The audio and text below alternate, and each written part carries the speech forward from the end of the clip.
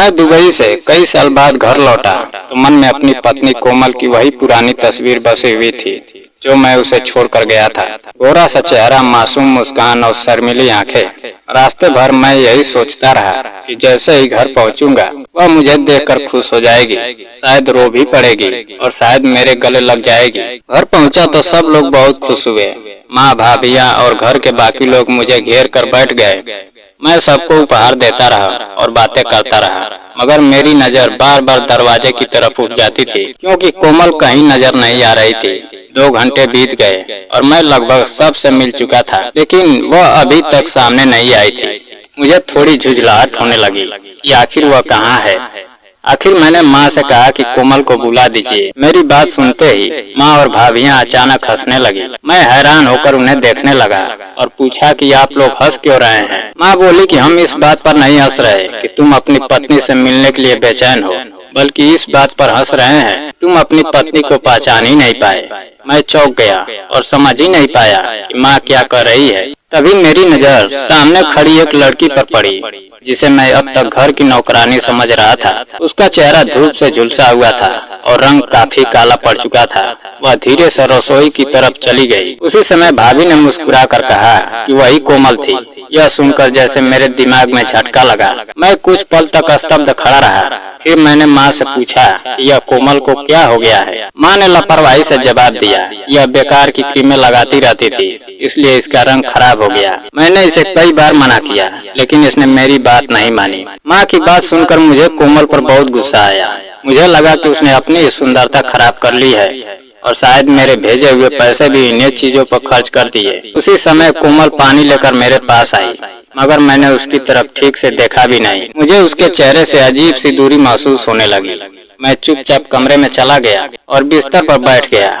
मेरे मन में एक अजीब सी बेचैनी थी क्योंकि मेरी यादों की कोमल और सामने खड़ी कोमल में बहुत फर्क था। थोड़ी देर बाद वह कमरे में आई और धीरे से बोली कि माना मेरा रंग बदल गया है, लेकिन इसका मतलब यह तो नहीं कि आप मुझे पहचान ही न पाए। उसकी आवाज में दर्द था, मगर मेरे अंदर उस समय गुस्सा ज्यादा था। मैंने उसे डांटते हुए कहा, यह सब तुम्हारी अपनी गलती है, तुम्हें ऐसी बेकार चीजें इस्तेमाल करने की क्या जरूरत थी। वह चुप हो गई और सिर झुका लिया। कमरे में खामोशी फैल गई। मैं बिस्तर पर लेट गया और दूसरी तरफ मुंह फेर लिया। उसके बाद कई दिन ऐसे ही गुजर गए। हमारे बीच एक अजीब सी दूरी आ गई थी। वह सुबह जल्दी उठकर घर के कामों में लग जाती थी और मैं उससे ज्यादा बात नहीं करता। वह मेरे लिए चाय, नाश्ता और खाना बनाती, मगर मैं बस औपचारिक जवाब देकर रह जाता था।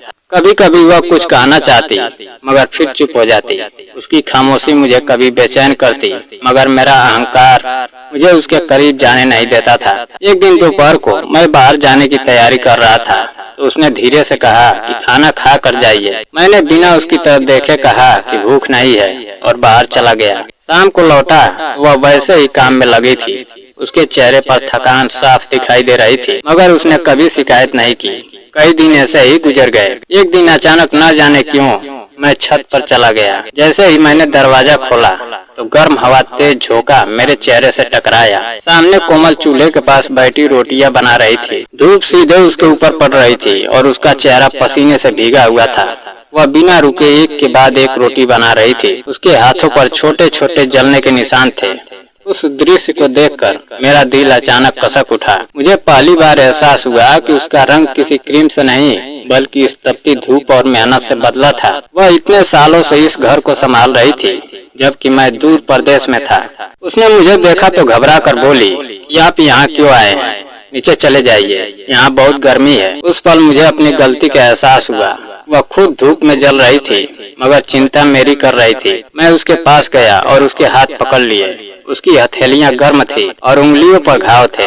मैंने धीमी आवाज में पूछा कि तुम रोज यहाँ इतनी गर्मी में काम करती हो? उसने हल्की सी मुस्कान के साथ कहा कि घर बड़ा है, सबके लिए खाना बनाना होता है और अब आदत हो गई है। उसकी बात सुनकर मेरे अंदर जैसे कुछ टूट गया। मुझे याद आया कि मैंने कितनी बेरुखी से उससे बात की थी और कैसे उसकी मेहनत को समझे बिना उसे दोषी ठहराया था। मैंने उससे कहा कि कोमल, मैं गलत था।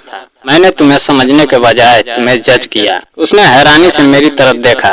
उसकी आंखों में आंसू आ गए, मगर उसके चेहरे पर एक हल्की सी मुस्कान भी थी। मैंने उससे कहा कि तुम्हारा रंग नहीं बदला है, बल्कि मेरी नजर बदल गई है।